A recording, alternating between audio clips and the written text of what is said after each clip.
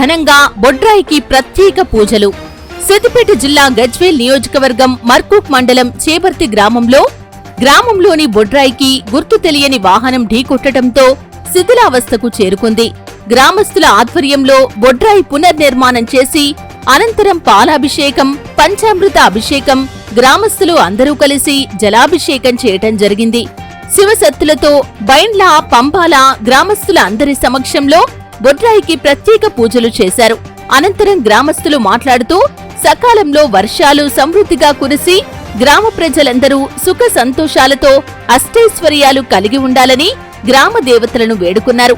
ఈ కార్యక్రమంలో తాజా మాజీ సర్పంచ్ అశోక్, తాజా మాజీ ఉప సర్పంచ్ స్వామి, నాయకులు గ్యార మల్లేష్, శ్రీశైలం, నరేష్, నవీన్, బబ్బూరి రాములు, పొయిల మల్లేష్, జయరాం, జాలని బాలనర్సయ్య, తోట ఆంజనేయులు, చంద్రం, శ్రీనివాస్, ఓంకార్, తోట కిష్టులు, లక్ష్మణ్, బలరాం, కొండ యాదగిరి, గాలేష్, వెంకటేష్, కనకయ్య, రాజు, మహేష్, గ్రామస్తులు తదితరులు పాల్గొన్నారు. కారణాల వల్ల ఒక బొడ్రాయి కింద పడిపోవడం జరిగింది.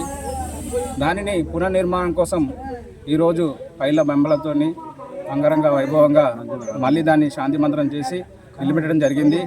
ఎటువంటి ఆటంకం కాకుండా విలేజ్లో కానీ పిల్ల జిల్లా అందరికి శాంతి కలగాలని మళ్ళా పునర్నిర్మాణం చేయడం జరిగింది.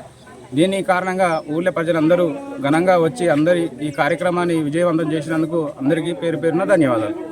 వచ్చి అమ్మవారి ప్రతిష్టతోటి బొడ్రావుతో నాభి నుంచి వచ్చినటువంటి ఈ నాభి ప్రతిష్టతోటి పునర్నిర్మాణం లేక జరిపించి అలా అమ్మవారికి పంచరంగుల పట్నం వేసి శాంతి భద్రతతోటి శాంతి పునర్చేసి ఈ గ్రామంలో పిల్ల, పాడి, పంట, గొడ్డు అన్ని చల్లగా ఉండాలని చెప్పి అమ్మవారికి ఆ ఊరు గ్రామ ప్రజలంతా, పెద్దలంతా, చిన్నలు పెద్దలు అందరూ సహకరించి అమ్మవారికి ప్రతిష్ట చేసి పునరుద్ధరించుకొని చల్లగా వర్ధిల్లాలని మేము కోరుకొని చిన్నగా పండుగ చేసి అమ్మవారికి శాంతి బలి చేసి అమ్మవారికి చల్లగా ఉండాలని కోరుకుంటాం.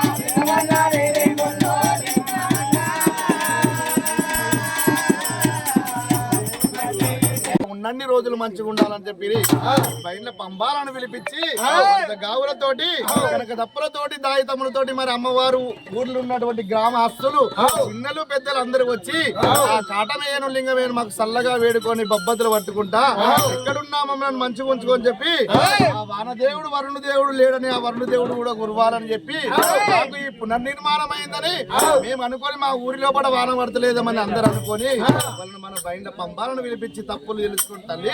తండ్రి కాటమయ్యా, వనము కాటమయ్యా, నువ్వు ఎక్కడున్నా మమ్మల్ని చల్లగా ఉంచి పాడి, పంట, గోజా, గుడ్డు అన్ని విధముల మాకు అరకత బరకతు అన్ని ఉన్నట్టయితే మేము మళ్ళీ సంవత్సరం వరకు, శివరాత్రి వరకు మేము మంచిగా ప్రతిష్ట చేసుకొని మంచి ఘనంగా ఊరంతా పండుగలు అక్క ఇళ్ళకు వ్యాపారం వేసుకొని దేవతలని పండుగ పబ్బాలు చేసుకుంటాం. ఏమంటే ఓ